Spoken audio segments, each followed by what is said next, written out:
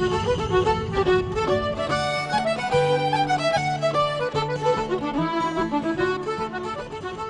go back to my question.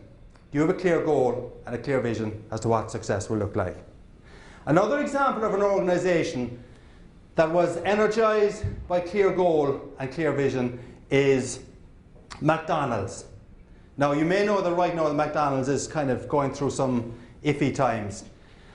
But about 10-12 years ago, McDonald's was going through iffy times again. And what happened then was in 2003, McDonald's announced their first ever quarterly loss of about $344 million.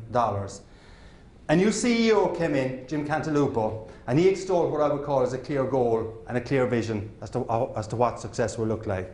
And Jim Cantalupo said that to turn McDonald's around at that time, we need to have hot, fresh food served in our restaurants and clean restrooms. Hot, fresh food and clean restrooms. That's all he said, our clear vision is. And what Jim Cantalupo did was he drove that basic concept through McDonald's. And from 2003 up to about 4 years ago, the McDonald's share price grew from $12.50 up to about $100.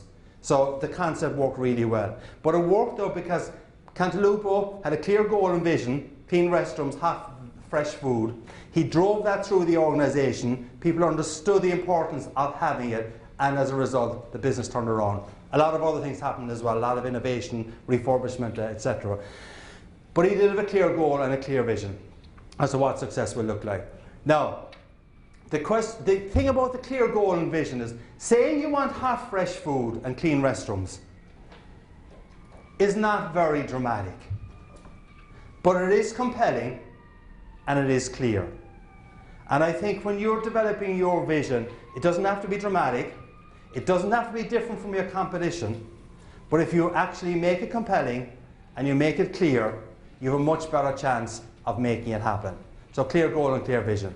Now, in the businesses that you're in, competition is easy. Is that right, Chris? Competition is dead easy, yeah? All right, okay. So I mean, you've got up against really tough competitors, some of them who may be here in the room, but you're up against people who've got good product, good service, good people, and good marketing campaigns as well. That's the life that we live in. They're hopefully saying the same things about you. But one of the things that can make a difference to you though is whether or not you implement what I call restroom marketing. And you're kind of saying, what is he talking about now? Restroom marketing. Restroom marketing comes from that little anecdote I told you about McDonald's. And Cantalupo said that people were boycotting McDonald's because they weren't providing fresh hot food and clean restrooms. And basically what he realized is that there are certain things that if you don't get right, people will boycott your business.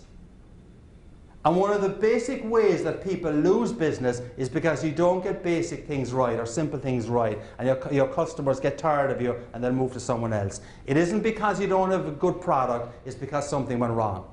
And one of the simple little questions you could ask yourself in terms of restroom marketing is to ask yourself, I would define restroom marketing as non-negotiables, all right? So for McDonald's, it had to be clean restrooms, right? It had to be hot, fresh food. And once they started moving away from that, they started to lose business again. For you, the non-negotiables are things that if you don't get right,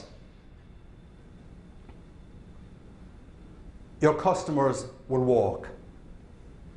And a very good exercise for you to do with your colleagues would be to ask yourself, what are our non-negotiables?